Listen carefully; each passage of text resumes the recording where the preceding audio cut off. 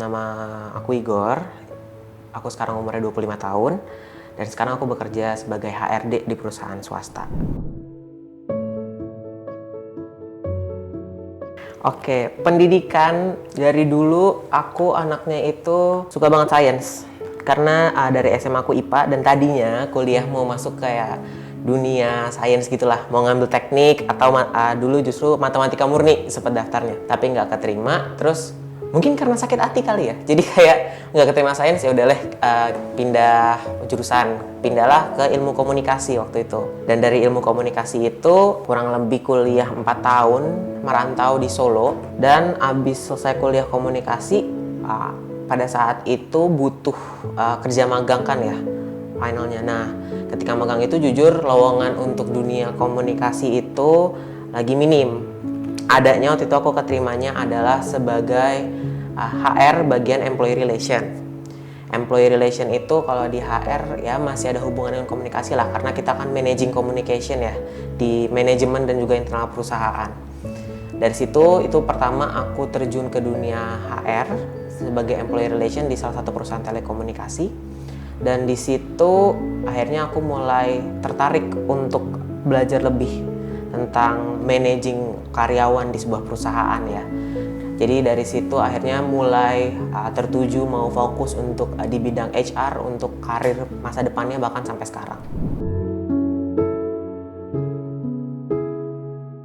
Yang pertama sebetulnya jawabannya kalau kenapa HR dulu awalnya gara-gara nggak sengaja kecemplung ketika masuk employee relation itu karena di situ mentok nggak ada karir lain sedangkan harus magang. Yang kedua, value aku sebagai orang sih karena aku bekerja, kita nggak munafik, kita akan mencari uang pasti kalau bekerja.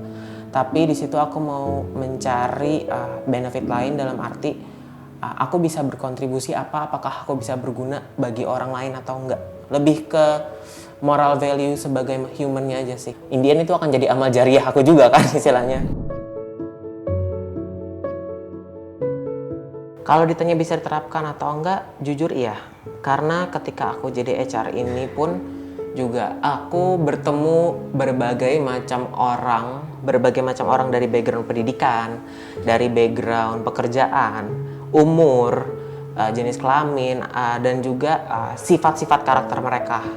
Ada yang sifatnya keras, gak bisa dibantah. Ada yang sifatnya mereka dikasih taunya harus pelan-pelan. Ada yang istilahnya mereka baperan gitu ya. Karena dari lingkungan kerja ini aku belajar cara komunikasi ke orang-orang yang seperti itu. Jadi ketika di luar, aku menerapkan itu ke lingkungan circle pertemanan aku sebenarnya. Baik itu pertemanan aku di rumah, orang rumah, atau di komunitas. Karena apa? Ketika aku bisa nerapin itu, kan istilah gini, semua orang itu pasti berubah. Jadi ketika aku yang kenal mereka dulu nih, misalnya kayak teman-teman lama aku, mereka dulu sifatnya A, tapi sekian banyak setelah kita pisah, istilahnya jarang ketemu kan, kita saling menghadapi challenge hidup masing-masing ya. Pasti kan karakternya berubah.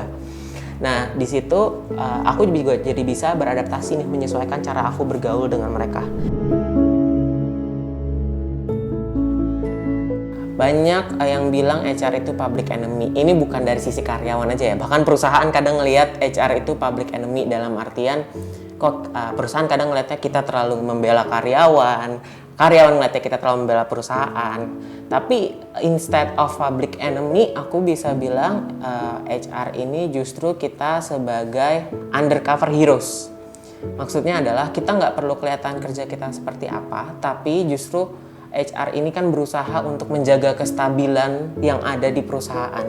Baik itu dari segi isu atau komunikasi top to down, atau komunikasi dari bawah ke atas. Jadi kita menjaga semua kestabilan itu sehingga perusahaan ini bisa berjalan dengan semestinya dan sesuai dengan visi bisnis kita. Namun emang kadang dalam pelaksanaannya kita ini kan HR ini kan semua based on peraturan yang ada ya, baik itu peraturan undang-undang, peraturan perusahaan. Nah, ada beberapa karyawan yang mungkin memandang kita ini jadinya sebagai quote and quote intel atau polisinya kantor. Jadi banyak karyawan-karyawan yang sebetulnya susah terbuka bagi HR. Padahal kalau menurutku kita justru HR di sini kita dua kaki. Kita ada saatnya kita memang di kakinya perusahaan, ada saatnya kita di kakinya karyawan. Kita akan mencari jalan tengah bagi mereka. Di perusahaan-perusahaan sebetulnya itu adalah tugasnya dari HR. Gimana sih caranya kita biar bisa masuk in touch ke karyawan? Gimana caranya biar karyawan itu put trust ke kita, percaya ke kita? Kalau misalkan kita nggak bisa menimbulkan rasa percaya, baik itu bagi karyawan ataupun perusahaan, pasti akan muncul stigma-stigma yang kayak ada good cop, bad cop-nya, atau enggak public enemy yang kayak gitu-gitu. Sekarang itu kembali lagi ke HR-nya, bagaimana cara mereka masuk komunikasinya nih ke karyawan dan perusahaan. Tapi ini yang selalu aku dapat dari teman-temanku yang kerja di HR juga, teman atasan aku. Jadi HR itu pasti kita akan serba salah. Dalam artian di mata apapun itu kita pasti akan selalu salah. Selalu istilahnya ditunjukkan. Contoh kayak misalkan manajemen ngambil keputusan A yang komunikasikan ke karyawan, komunikasikan HR. Pasti di situ karyawan menganggapnya ini gara-gara HR nih gitu kan, kayak gitu. Salahinnya HR lagi. Begitupun kalau misalkan kita membela karyawan kayak kasusku mungkin sebelumnya, perusahaan mungkin juga pasti ngelihatnya ini gara-gara HR nih gue jadi quote and quote ngeluarin cost lebih gede buat orang yang nggak kerja. Ada yang pemikirannya kayak gitu. Jadi HR itu istilahnya, kita nih kadang suka bercanda antara Chan. Jadi HR tuh harus siap salah. Harus siap salah, disalahin siapapun. Karena kita ini citra perusahaan. Kita jadi citra perusahaan di depan karyawan. Di perusahaan ini kita menjadi citra perwakilan dari karyawan gitu kan. Jadi posisi kita pasti akan selalu serba salah dan kita harus siap atas segala risiko itu. Aku pernah dulu membantu karyawan yang dia kondisinya saat itu sakit. Dalam artian dia memang sakit yang cukup parah sebenarnya. Dan di situ dia tidak bisa bekerja dalam waktu dekat lah istilahnya. Walaupun willing untuk kerjanya dia nih ada sebenarnya. Tapi dia memang tidak bisa bekerja pada saat itu. Dimana kan ya kita semua karyawan, manajemen istilahnya perusahaan kan maunya menggaji orang untuk dia bekerja ya. Tapi ini orang kan memang harus cukup istirahat dalam waktu yang cukup panjang. Jadi dia tidak bisa bekerja. Sebenarnya kalau kita lihat dari sisi perusahaan sih sebenarnya ya udahlah yang kayak gitu di let go aja. Istilahnya kan kita akan melihatnya seperti itu. Tapi di sini aku melihat kembali lagi orang itu merupakan tulang punggung keluarganya. Kita juga tahu dia sebetulnya ketika dia bekerja pun dia adalah good performer, bisa dibilang. Dan menurutku agak sayang talent seperti dia itu kita let go hanya karena dengan kondisi sakit. Padahal sekarang kan perusahaan itu gembar-gembor istilahnya diversity, equity and inclusion ya di DEI. Sedangkan kalau misalkan kita berhentikan dia, ya kita mana diversity-nya, masa cuma gara-gara dia sakit kita let go dia sih, sedangkan kontribusi dia untuk perusahaannya udah banyak istilahnya gitu. Jadi aku mencoba untuk menego ke manajemen dulu untuk kita biarin dia. Toh sebetulnya secara undang-undang ketenagakerjaan kan kita tidak boleh memberhentikan karyawan yang sakit ya.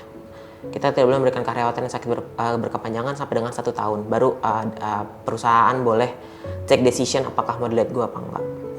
Aku mencoba menego itu ke manajemen based on undang-undang, dan juga kita tahu dia itu dulunya adalah salah satu kontributor dalam perusahaan ini untuk berkembang dan segala macam. Akhirnya manajemen mau mengerti itu dan dia akhirnya tetap dibolehkan untuk cuti sakit selama beberapa bulan.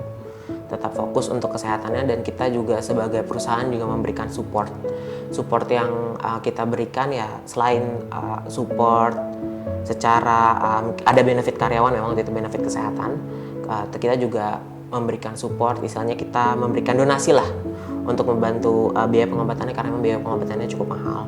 Dan dari istirahat dia berapa bulan itu juga akhirnya dia bisa kembali sembuh dan juga kembali bekerja lebih baik lagi, bahkan saat ini dia sudah mendapatkan promosi di tempatnya. Itu sih, dan di situ istilahnya aku merasa peran aku di situ untuk membantu dia sebagai sisi kemanusiaan lah, sisi kemanusiaan. Dan di situ setelah itu juga orang itu mengucapkan terima kasih kepada aku, dan di situ aku ngerasa akhirnya aku benar-benar bisa membantu seorang manusia dalam kehidupan itu.